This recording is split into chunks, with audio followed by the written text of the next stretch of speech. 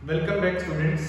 तो last class में हमारा जो टॉपिक था variation of acceleration due to gravity वो हमने खत्म कर दिया था।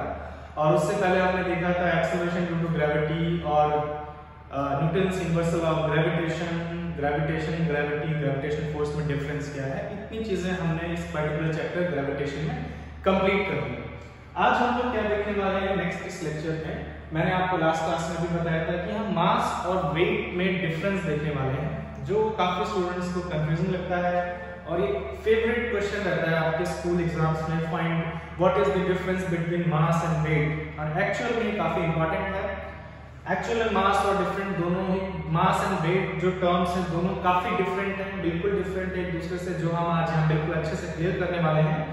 प्रॉब्लम कहाँ पे आता है कि हम लोग ये जो वर्ड्स हैं मास और वेट नॉर्मल लाइफ में, डेली लाइफ में सेम वर्ड्स की तरह यूज करते हैं, सिनोनिम्स की तरह यूज कर लेते हैं इंग्लिश में।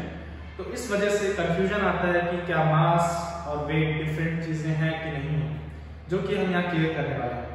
तो मास और वेट को क्लियर करने के लिए मैं सबसे पहले मास से स्टार्ट करूंगा, आपको मास समझाने की कोशिश करूंगा। मास एग्जैक्टली हम किसको बोल रहे हैं और वेट हम किसको बोल रहे हैं एग्जैक्टली। तो मास से शुरू करते हैं। एक्चुअल में हमें पता है कि आपको याद होगा कि आपने शायद केमिस्ट्री में या साइंस की बुक में 6th 7th या 8th क्लास में आपने डेफिनेशन पढ़ा होगा मैटर का, और आपने बोला कि matter is anything that has mass and occupies space. तो कोई भी चीज जिसके पास मास होगा, जिसका कुछ मास होगा और ऑटोमेटिकली जिसके पास मास होगा वो स्पेस भी ऑक्यूपाई करेगा, उसको हम मैटर बोलेंगे। और इसके अकॉर्डिंग सभी चीजें जो आपके आसपास हैं वो मैटर की कैटेगरी में आएंगी, क्योंकि सबका मास होता है, जिसको आप काफी जानते हैं। मास एग्जैक्टली क्या है मैं बताऊंगा आपको। जो आप केजीज में मेजर करते हैं कि कुछ चीज 10 किलोग्राम का है, 50 किलोग्राम का है, या आप कभी कभी बोलते हैं कि आपका मास 50 किलोग्राम है, 60 किलोग्राम है, 70 किलोग्राम है, उसी के बारे में फिलहाल हम बात कर रहे हैं। देखते हैं एग्जैक्टली वो क्या है। और अगर हम थोड़ा और आगे चले और थोड़ा सा सोचें इस बारे में कि मैटर बेसिकली है क्या, तो मैटर फंडामेंटली जो है वो आपने आगे पढ़ा है कि वो एटम्स से मिलकर बना है, और एटम्स फंडामेंटली इलेक्ट्रॉन्स, प्रोटॉन्स और न्यूट्रॉन्स से मिलकर बने हैं। तो जब मैटर की बात कर रहे हैं बेसिकली हम लोग एटम्स की बात कर रहे हैं कि जो भी चीज एटम्स से मिलकर बनी होगी वो सब मैटर की कैटेगरी में आएगी। और सब चीज एटम से मिलकर बनी है, हर चीज एटम से बनी हुई है, तो सभी चीजें जो है वो मैटर की कैटेगरी में आएंगी। अब सभी चीजें जो, अगर आप किसी भी ऑब्जेक्ट की बात करते हैं तो वो या तो सॉलिड स्टेट में हो सकता है, या लिक्विड स्टेट में हो सकता है, या गैस स्टेट में हो सकता है, लेकिन सभी में कॉमन क्या है कि सभी में एटम्स होंगे और इसीलिए सभी का मास होगा, और इसीलिए हम बोलेंगे कि सभी के सभी जो है वो मैटर की कैटेगरी में आएंगे, क्योंकि वो स्पेस ऑक्यूपाई करेंगे, चाहे वो सॉलिड स्टेट में हो, लिक्विड स्टेट में या गैसियस स्टेट में। तो मास क्या है फिर? मास एक्चुअल में अमाउंट ऑफ मैटर, कितना अमाउंट ऑफ मैटर किसी ऑब्जेक्ट में है, अमाउंट ऑफ सब्सटेंस कितना है किसी ऑब्जेक्ट में है, उसी को हम लोग एक्चुअल में यहाँ पे क्या बोल रहे हैं? मास बोल रहे हैं। Amount of matter contained in an object, एक ऑब्जेक्ट में कितना अमाउंट ऑफ मैटर है उसी को हम लोग मास बोल रहे हैं। अमाउंट ऑफ मैटर का मतलब क्या है? अमाउंट ऑफ मैटर का बेसिकली मतलब है कि उसमें कितने नंबर ऑफ एटम्स या मॉलिक्यूल्स हैं, और फंडामेंटली जाए तो कितने number of electrons and protons हैं, टोटल नंबर ऑफ, हर एक एटम के इलेक्ट्रॉन्स एंड प्रोटॉन्स को ऐड अप करो तो total number of electrons and protons हैं जिनसे वो मिलके बना है, इलेक्ट्रॉन्स, प्रोटॉन्स एंड न्यूट्रॉन्स हैं जिनसे मिलके बना है, उसका एक मेजर है, उसी को हम बोल रहे हैं मास। तो जैसे कि आपके पास एक बड़ा सा रॉक है, रॉक का पीस, और एक छोटा सा पत्थर है, तो हम बोलते हैं कि बड़ा वाला जो रॉक होगा उसका मास ज्यादा है, और एक छोटा सा जो पत्थर है उसका मास क्या होगा? कम है। ऐसा इसलिए बोल रहे हैं क्योंकि जो बड़ा रॉक है वो बहुत सारे, उसमें बहुत सारे atoms, billions of, trillions of, quadrillions of atoms हैं, उसके कंपैरिजन में जो छोटा वाला मास है उसमें जो नंबर ऑफ एटम्स जिनसे वो मिलके बना है, या अमाउंट ऑफ मैटर जो है वो कम है। तो छोटे रॉक में अमाउंट ऑफ मैटर कम है, बड़े रॉक में अमाउंट ऑफ मैटर ज्यादा है, क्योंकि उसमें नंबर ऑफ एटम्स और मॉलिक्यूल जिनसे मिलके वो बना है वो बहुत ज्यादा होगा। तो जिस बॉडी में अमाउंट ऑफ मैटर ज्यादा होगा उसका मास क्या होगा? उसको हम बोल रहे हैं कि उसका मास ज्यादा होगा। जिसमें अमाउंट ऑफ मैटर कम होगा उसका मास क्या होगा? कम होगा। इस चीज को हम मास बोल रहे हैं। एक और एग्जांपल समझते हैं। सपोज इसको समझ, आपके पास एक ऑब्जेक्ट है, बहुत सिंपल एग्जांपल है, जैसे एक ब्रिक है, क्यूबॉइडल शेप की ब्रिक होती है, परफेक्टली क्यूबॉइडल शेप की है, और आप क्या कर रहे हैं, चलो मैं इसको ड्रॉ कर देता हूँ। सपोज आपके पास क्या है, एक ब्रिक है जिसको हम हिंदी में ईंट बोलते हैं, इस तरीके से क्यूबॉइडल शेप की होती है, और इसमें क्या है, बहुत सारे एटम्स एंड मॉलिक्यूल्स हैं। सपोज मैं बोलता हूँ कि इस ब्रिक का मास, जो आप पहले जानते हैं कि सपोज इसका मास जो है वो 4 kg है, सपोज ये 4 kg की ब्रिक है, और मैं क्या करता हूँ, इस ब्रिक को हाफ कर देता हूँ, कट करके 2 पार्ट्स में डिवाइड कर देता हूँ। एक फर्स्ट हाफ हमारा ये हो गया और ये सेकंड हाफ, 2 पार्ट्स में डिवाइड कर दिया। और फिर मैं आपसे पूछता हूँ कि बताओ जो फर्स्ट हाफ है उसका मास कितना होगा। तो टोटल ब्रिक का मास अगर 4 kg था तो फर्स्ट हाफ का मास जो है वो 2 kg होगा और हाफ का मास भी 2 kg होगा। ये आप आंसर करेंगे मेरे ख्याल से। तो ये ऐसा हम क्यों बोल रहे हैं, क्योंकि जैसे ही आपने इसको हाफ किया है, इस फर्स्ट पार्ट में जो अमाउंट ऑफ मैटर है वो आधा रह गया है, जो टोटल अमाउंट था उसका आधा अमाउंट ऑफ मैटर यहाँ रह गया है। या ऐसे बोले, इसमें जो टोटल नंबर ऑफ एटम्स थे या मॉलिक्यूल जिनसे मिलकर बना है, टोटल नंबर ऑफ एटम्स जो है वो क्या हो गए, हाफ हो गए। ऐसा एग्जैक्टली हम बोल सकते हैं। सपोज इसमें 10, बहुत सिंपल एग्जांपल तो लेते हैं कि सपोज इसमें 10,000 यूनिट्स ऑफ एटम थे, 10,000 यूनिट्स ऑफ एटम्स, बहुत सारे एटम्स थे। सपोज 10,000 करोड़ थे, 10,000 बिलियन, जो भी है इसको मैं ऐसे लिखता हूँ, 10,000 यूनिट्स ऑफ एटम थे। अगर आपने इसको हाफ किया है तो फर्स्ट पार्ट में 5,000 यूनिट्स ही रह जाएंगे, जैसे आप बोल सकते हैं कि आधे हो जाएंगे। तो आधे हो गए हैं इसी वजह से, और हम बोल रहे हैं कि इस ऑब्जेक्ट का मास क्या हो गया, आधा हो गया। बेसिकली जो क्वांटिटी ऑफ मैटर है वो क्या हो गया, हाफ हो गया, अमाउंट ऑफ मैटर हाफ हो गया। तो मास बेसिकली क्या है, mass is a measure of, it is a measure of the amount of matter, quantity of matter contained in the object. जितना ज्यादा अमाउंट ऑफ मैटर होगा उतना ज्यादा ऑब्जेक्ट का मास होगा, ये ध्यान रखिए। तो मास का ये मतलब है, जैसे कि यहाँ पिक्चर में क्या दिखा रखा है, 2, इनको हम लोग इंग्लिश में वेट्स बोल देते हैं जो यूज किए जाते हैं। तो बेसिकली जो फर्स्ट वाला है जो कि मेजर करने के लिए यूज किए जाते हैं, डिफरेंट चीजों को सेल करने के लिए, एक्सचेंज के लिए मास को। तो ये 1 kg का, और सेकंड वाला 2 kg ऐसा लिखा हुआ है, इसका मास 1 kg और इसका मास 2 kg है। तो ये हमें क्या बता रहा है, जो 1 kg वाला है उसमें अमाउंट ऑफ मैटर कम है, एंड 2 kg वाला जो मास है उसमें अमाउंट ऑफ मैटर ज्यादा है। यहाँ तक कि हम एग्जैक्टली बोल सकते हैं कि 1 kg वाला जो यहाँ पे ऑब्जेक्ट है, इसमें जो अमाउंट ऑफ मैटर है 2 kg वाले ऑब्जेक्ट का जस्ट हाफ है। जैसे कि सपोज ये आयरन से मिलकर बना है, इसमें सिर्फ मान लेते हैं आयरन के एटम्स है, ऐसा मान लेते हैं, तो इसमें जितने भी आयरन के एटम्स होंगे उसके डबल नंबर ऑफ आयरन के एटम्स इसमें होंगे, मतलब इसमें अमाउंट ऑफ मैटर डबल है इससे, इसीलिए ये 2 kg है, यानी कि 1 kg का क्या है, डबल है। तो मेरे ख्याल से इन एग्जांपल से आपको समझ में आया होगा कि mass is basically the amount of matter contained in the object. अब अगर मैं आपसे पूछता हूं कि आपको इसका मास कम करना है तो आप ऐसा कैसे करोगे? तो मास कम करने के लिए आपको इसमें से कुछ अमाउंट ऑफ मैटर एक्सट्रैक्ट करना पड़ेगा, निकालना पड़ेगा। सपोज हम इसके ऊपर वाला कुछ पार्ट रिमूव कर देते हैं, ये पार्ट रिमूव कर देते हैं, तो ये पार्ट अगर हट गया तो अमाउंट ऑफ मैटर कम हो जाएगा, इसका मास ऑटोमेटिकली क्या हो जाएगा, कम हो जाएगा। तो अगर किसी ऑब्जेक्ट का अगर आपको मास चेंज करना है तो उसमें से अमाउंट ऑफ मैटर रिमूव करना पड़ेगा, ये तरीका है जिससे मास चेंज हो सकता है। लेकिन अगर मैं आपसे ये बोलता हूं कि मैं इसको सपोज मून पे ले गया, इसी ऑब्जेक्ट को मून पे ले गया, तो क्या इसका मास चेंज हो जाएगा? इसमें अमाउंट ऑफ मैटर तो उतना ही है, जितने नंबर ऑफ एटम्स थे, मॉलिक्यूल्स थे, वो तो चेंज ही नहीं हुआ है, क्योंकि मैंने इसमें से कुछ एक्सट्रैक्ट नहीं किया है। तो इसका मास जो यहाँ पर है वही मून पे होगा, या अर्थ पे कहीं पे भी ले जाए, चाहे आप इक्वेटर पे ले जाए, चाहे पोल पे ले जाए, हर जगह इसका मास क्या होगा, सेम ही रहेगा। मेरे ख्याल से आपको आइडिया लग रहा होगा मास क्या होता है। आप किसी और प्लेनेट पे ले जाते हैं इस ऑब्जेक्ट को, वहां पे भी इसका मास सेम रहेगा। इसका मास इसकी लोकेशन चेंज करने से चेंज नहीं होगा, इसका मास तब चेंज होगा जब आप कुछ क्वांटिटी ऑफ मैटर इसमें से एक्सट्रैक्ट कर देते हैं, रिमूव कर देते हैं। तो ये ध्यान रखेंगे, मास क्या है, it is the amount of matter contained in the object, quantity of matter contained in the object, जो कि चेंज तभी हो सकता है जब आप क्वांटिटी ऑफ मैटर रिमूव करें।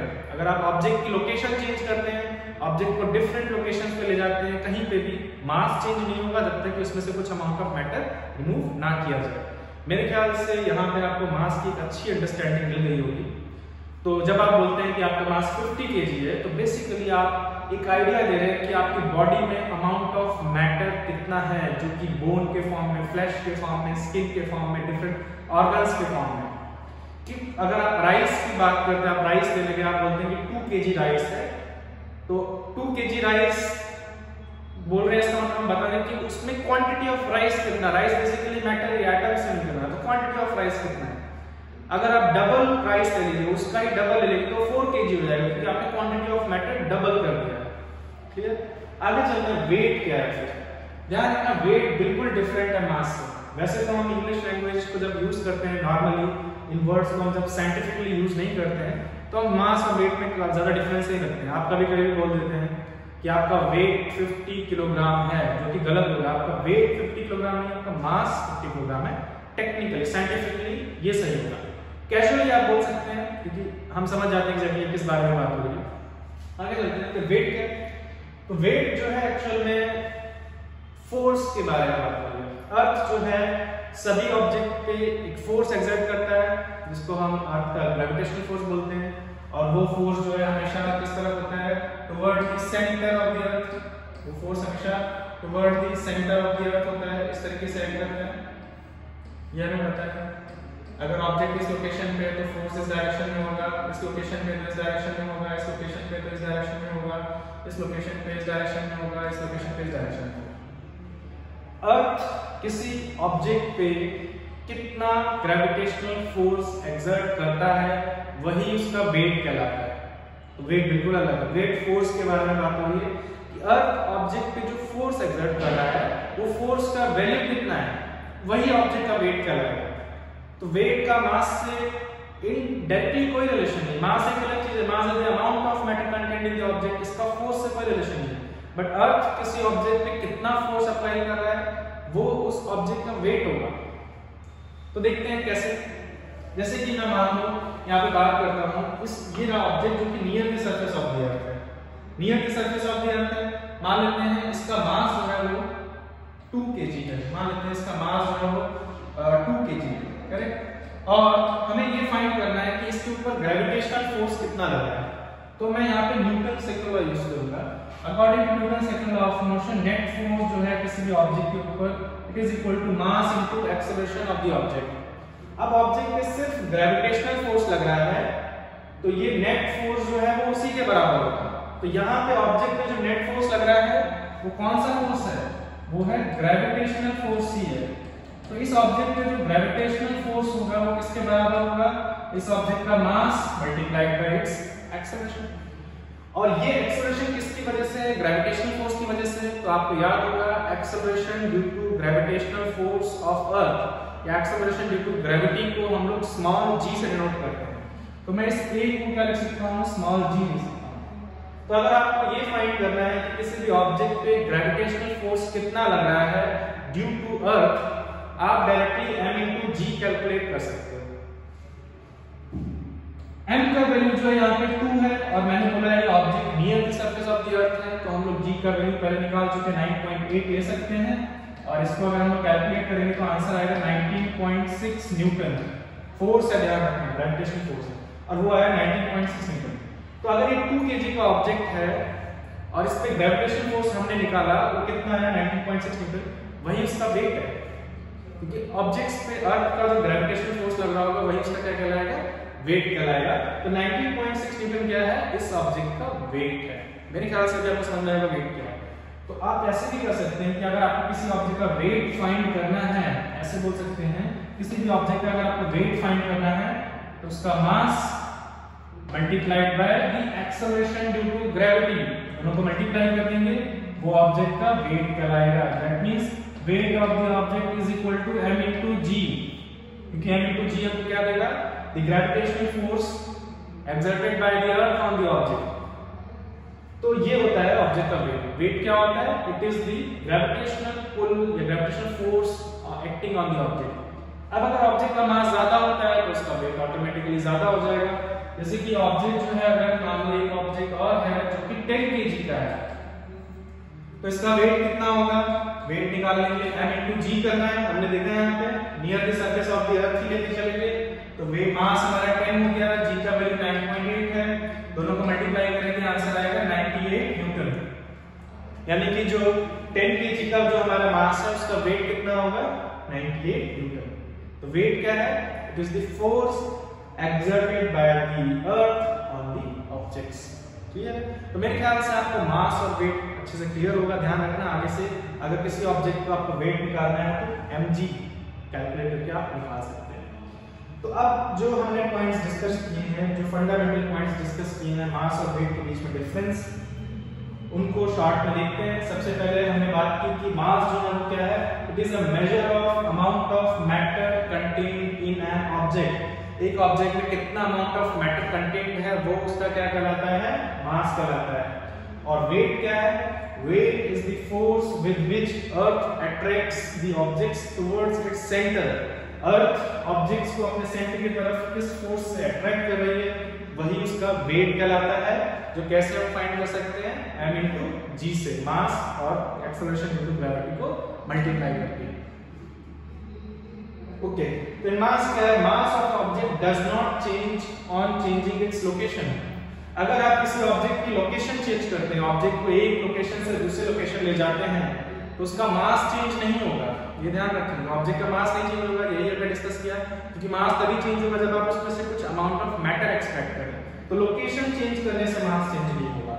मतलब कि अगर आप नॉर्थ पोल पे हैं, साउथ पोल पे हैं, इक्वेटर पे हैं, अर्थ के किसी भी पॉइंट पे हैं, अर्थ से कितना भी दूर है, अर्थ के इस साइड पे हैं, या सरफेस ऑफ द मून है, आपका मास चेंज नहीं होगा, या किसी ऑब्जेक्ट का मास चेंज नहीं होगा। चाहे आप किसी प्लैनेट पे चले जाएं, चाहे स्पेस में है, मास उस ऑब्जेक्ट का वही रहेगा, क्योंकि मास लोकेशन चेंज करने से चेंज नहीं होगा। लेकिन जब हम वेट की बात करते हैं तो आपको याद होगा, अभी मैंने लिखा है कि वेट जो है वो किसके इक्वल होगा? m into g के इक्वल होता है। Weight of an object is equal to m into g। But g का वैल्यू तो चेंज होता है। g का वैल्यू तो सरफेस से दूर जाने पे कम होता है, इनसाइड द अर्थ सरफेस जाने पे भी कम होता है। अर्थ के सरफेस पे, पोल्स पे और इक्वेटर पे g का वैल्यू डिफरेंट होता है। पोल्स पे g का वैल्यू ज्यादा होता है, इक्वेटर पे g का वैल्यू कम होता है। अगर g चेंज होगा इसका मतलब ऑब्जेक्ट का वेट चेंज होगा, यानी कि क्योंकि g location to location change होता है तो ऑब्जेक्ट का वेट भी लोकेशन टू लोकेशन चेंज होगा। अगर आप अर्थ से दूर जा रहे हैं तो आपका वेट डिक्रीज करेगा, क्योंकि g डिक्रीज करेगा। अगर g डिक्रीज करता है तो वेट भी डिक्रीज करेगा। अगर आप पोल्स पे जाते हैं तो आपका वेट मैक्सिमम होगा, क्योंकि वहां पे on the surface of the earth g का वैल्यू मैक्सिमम होता है। अगर आप इक्वेटर पे जाते हैं तो g का वैल्यू सबसे कम होता है on the surface of the अर्थ, तो वहां पे आपका वेट सबसे कम होगा। That means wait of an object changes on changing its location. Location change करने से ऑब्जेक्ट का वेट क्या होगा? चेंज होगा। ये काफी इंपॉर्टेंट पॉइंट है। उसके बाद मास जो हम मेजर करते हैं, हम किसमें मेजर करते हैं?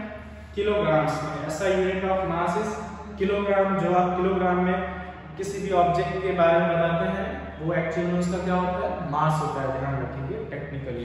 तो जब आप बोलते हैं कि आपका वेट जो है वो 60 kg है, तो एक्चुअल में अगर हम करेक्टली साइंटिफिकली बोले तो उसको हम मास बोलते हैं। नॉर्मल डेली लाइफ में, नॉर्मल कैजुअल लैंग्वेज अगर आप यूज करें तो वहाँ कोई प्रॉब्लम नहीं, आप वहाँ वेट बोल सकते हैं। बट एग्जैक्टली बुक्स में और आप टेक्निकली देखें, साइंटिफिकली देखें तो वो आपका मास होगा जो आप किलोग्राम में मेजर करें। Weight is measured in Newton, क्योंकि ऐसा यूनिट ऑफ फोर्स क्या है? न्यूटन है। तो वेट हम किससे मेजर करते हैं? न्यूटन में मेजर करते हैं। ये ध्यान रखेंगे। एक इंपॉर्टेंट पॉइंट कि mass of an object can never be zero. एक ऑब्जेक्ट है उसका मास जीरो भी नहीं सकता है। अगर कोई ऑब्जेक्ट है जिसका मास जीरो है मतलब ऑब्जेक्ट है ही नहीं, क्योंकि ऑब्जेक्ट जिसका मास, जो ऑब्जेक्ट एग्जिस्ट करता है वो मैटर की कैटेगरी में आएगा। और मैटर क्या है? एनीथिंग दैट हैज मास। तो जिसका मास होगा वो ऑब्जेक्ट, जिसका मास होगा वही ऑब्जेक्ट एग्जिस्ट करेगा। तो कोई भी ऐसा ऑब्जेक्ट नहीं हो सकता जिसका मास क्या हो? जीरो हो। बट आपको याद होगा कि वेट ऑफ द ऑब्जेक्ट जो है एक तरीके से जीरो हो सकता है। वो कैसे समझेंगे? आपको याद होगा कि वेट ऑफ द ऑब्जेक्ट जो है वो m into g होता है, और g का value eight the centre of the अर्थ कितना हो जाता है? जीरो हो जाता है। तो at the centre of the earth g का वैल्यू जीरो है। That means eight the centre of the अर्थ किसी भी ऑब्जेक्ट का वेट जो होगा वो क्या होगा? जीरो होगा। तो at the centre of the earth objects का वेट जो है वो 0 होगा। ऑब्जेक्ट का weight location to location change होगा, बिल्कुल उसकी तरह जैसे जी चेंज करता है, क्योंकि मास तो फिक्स्ड है, जी चेंज होगा तो वेट चेंज होगा, जी इंक्रीज करेगा तो वेट इंक्रीज करेगा। तो अगर आप सेंटर ऑफ द अर्थ पे जाते हैं तो जी 0 हो जाएगा, अगर आप जी 0 पुट करते हैं तो कैलकुलेट करने पे वेट कितना आएगा, 0 आएगा। That is eight the centre of the earth wait of an object will be 0। तो ये हमारे 4 इंपॉर्टेंट पॉइंट के थ्रू हमने डिफरेंस समझा किसके बीच में, मास और वेट में। मास वेट से कैसे डिफरेंट है, मेरे ख्याल से आपको क्लियर हुआ होगा।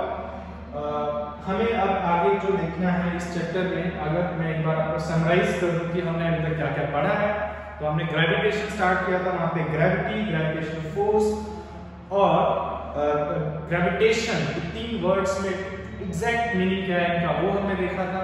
उसके बाद यूनिवर्सल लॉ ऑफ ग्रेविटेशन देखा था और उससे निकलने वाला एक्सप्रेशन जो है जिससे हम ग्रेविटेशनल फोर्स कैलकुलेट कर सकते हैं, उस पर बेस्ड हमने क्वेश्चंस किए थे। उसके बाद हमने फ्री फॉल डिस्कस किया। फ्री फॉल एग्जैक्टली क्या है, फ्री फॉल 1 डायमेंशन में और 2 डायमेंशन में हो सकता है। उसके बाद हमने देखा था एक्सेलरेशन ड्यू टू ग्रेविटी क्या होता है, जब ऑब्जेक्ट्स फ्री फॉल में होंगे तो उनका एक्सेलरेशन जो है वो एक्सेलरेशन ड्यू टू ग्रेविटी के बराबर होगा। Near the surface of the अर्थ उसका वैल्यू 9.8 मीटर पर सेकंड स्क्वायर लेंगे हम लोग, बट जी का वैल्यू चेंज होता है। और वही हमने नेक्स्ट लेक्चर में देखा था, variation of g with height with depth at the centre of the earth on the surface of the earth. और फाइनली हमने देखा कि मास और वेट जो 2 टर्म्स मिक्स कर दी गई है एक्चुअल नॉर्मल लैंग्वेज में, एक्चुअल में इनका मीनिंग डिफरेंट है साइंटिफिकली, जो आज हमने यहाँ पे क्लियर किया है यूजिंग दीस 3-4 पॉइंट्स। तो मेरे ख्याल से आपको सारे पॉइंट्स क्लियर होंगे। नेक्स्ट जो लेक्चर रहेगा उसमें हम पर्टिकुलरली सिर्फ क्वेश्चन पे फोकस करेंगे और उसके बाद ही नेक्स्ट टॉपिक पे आगे बढ़ेंगे। ये क्वेश्चन जो है mainly acceleration due to gravity पे बेस्ड होंगे। तो आगे की क्लास में हम लोग मिलते हैं, आज इसको एंड करते हैं। Thank you.